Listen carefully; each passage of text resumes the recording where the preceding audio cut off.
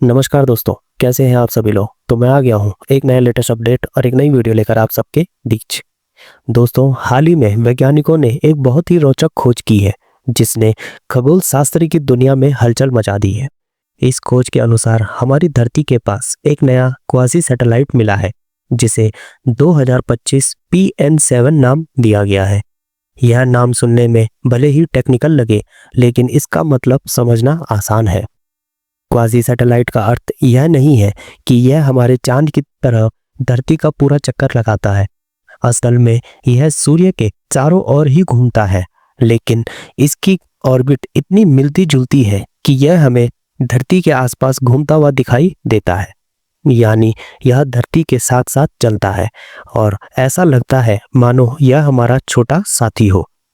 वैज्ञानिकों ने इसके बारे में जो गणनाएं की हैं, उनसे पता चलता है कि यह पिंड पिछले लगभग 60 सालों से धरती के करीब इस तरह की कक्षा में है और आने वाले करीब 60 साल तक इसी तरह हमारे पास बना रहेगा।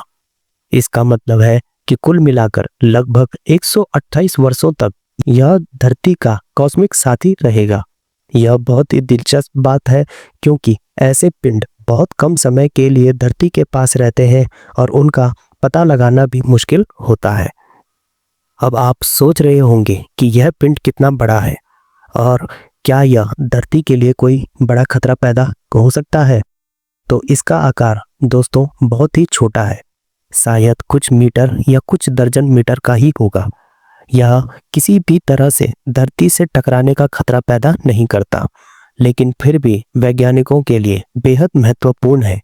इसकी वजह यह है कि ऐसे पिंड हमें यह समझने में मदद करते हैं कि सौरमंडल में छोटे छोटे पिंड कैसे चलते हैं, गुरुत्वाकर्षण का उन पर क्या असर पड़ता है और आने वाले भविष्य में उनकी कक्षा कैसे बदल सकती है। वैज्ञानिक कंप्यूटर सिमुलेशन का इस्तेमाल करके इसकी कक्षा का अनुमान लगाते हैं और यह पता लगाते हैं कि आने वाले दशकों में यह किस तरह से चलेगा। यह काम बहुत ही ज़्यादा चुनौतीपूर्ण है क्योंकि अंतरिक्ष में कई ताकतें मिलकर किसी पिंड की गति को प्रभावित करती हैं, जैसे कि सूर्य का गुरुत्वाकर्षण, धरती और चांद का गुरुत्वाकर्षण, यहाँ तक कि अन्य ग्रहों जैसे बृहस्पति और शनि का भी इन पर असर पड़ सकता है। स्टूडेंट्स के लिए यह जानकारी बहुत ही ज़्यादा इम्पोर्टेंट है क्योंकि यह उन्हें सिखाती है कि अंतरिक्ष विज्ञान सिर्फ रॉकेट लॉन्च और ग्रहों की तस्वीरें तक सीमित नहीं है, बल्कि इसके पीछे बहुत गहरी गणित है और भौतिक काम करती है।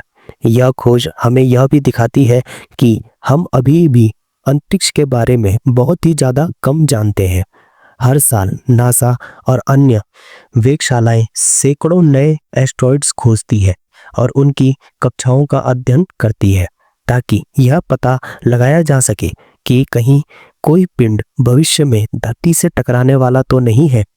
2025 PN7 जैसे पिंड वैज्ञानिकों के लिए एक तरह से प्रयोगशाला बन जाते हैं जिन पर अध्ययन करके वे अब अपनी गणनाओं की सटीकता जांच सकते हैं। इसके अलावा यह खोज हमें यह भी याद दिलाती है कि हमारी धरती ब्रह्मांड में अकेली नहीं है।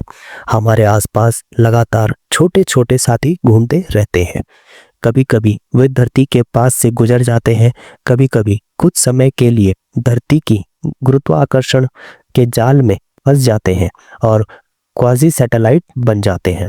यह खोज छात्रों में जिज्ञासा पैदा करती है और उन्हें विज्ञान, खगोल शास्त्र और शोध के क्षेत्र में आगे बढ़ने के लिए प्रेरित करती है। ऐसे समाचार हमें यह एहसास कराते हैं कि ब्रह्मांड कितना विशाल है और हम अभी भी इसके बारे में कितना कम जानते हैं।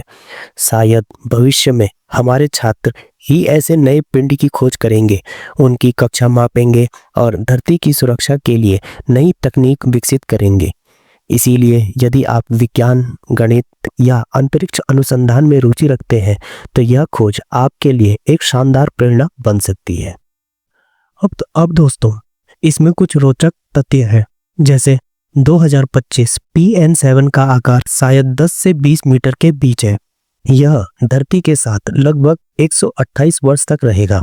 इसे अर्जुना एस्ट्रॉइड परिवार का सदस्य माना जा रहा है। इसकी कक्षा कंप्यूटर सिमुलेशन से लगातार ट्रैक की जा रही है। यह पूरी तरह सुरक्षित है और धरती से नहीं टकराएगा। दोस्तों, यह खोज हमें प्रेरित करती है कि हम विज्ञान और अंतरिक्ष अनुसंधान में रुचि लें। आप क्या सोचते हैं? क्या भविष्य में हम ऐसे और छोटे चांद खोज पाएंगे? क्या आपको लगता है यह ज्ञान हमें धरती को भविष्य में आने वाले किसी बड़े खतरे से बचाने में मदद करेगा? अपने विचार और राय नीचे कमेंट में जरूर लिखें ताकि हम इस चर्चा को और आगे बढ़ा सकें। तो दोस्तों, आज के लिए यही था अपडेट। मिलता हूं मैं आपसे दोबारा एक नए लेटेस्ट अपडेट और एक नई वीडियो के साथ। तब तक जुड़े रहिए। धन्यवाद।